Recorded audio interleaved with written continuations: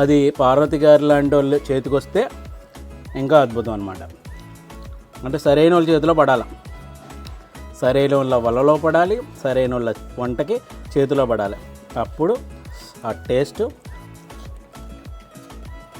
Next level. అంతే.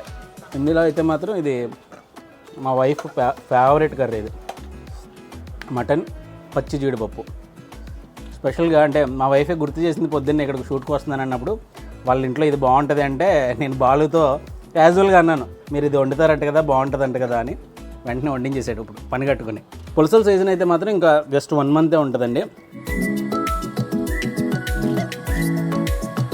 మిగతా అన్నీ కూడా వీళ్ళు రెగ్యులర్గా అన్నీ ఉంటాయి. కానీ మీకు సరైన పులస రుచి చూడాలనుకుంటే మాత్రం గోదావరి రుచుల్లో వాళ్ళ నెంబర్ కూడా, అంటే వాళ్ళది ఆల్రెడీ చాలా ఆర్డర్స్ వస్తున్నాయి.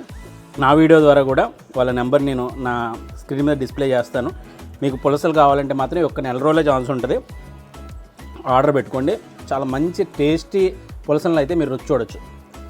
ఇంకా రెగ్యులర్లీ అంటారా 365 డేస్ ఉంటాయండి పచ్చళ్ళు కానివ్వండి.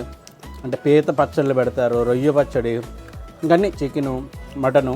వీళ్ళ దగ్గర ఇంకొక స్పెషల్ ఏంటంటే డిఫరెంట్ కాంబినేషన్స్.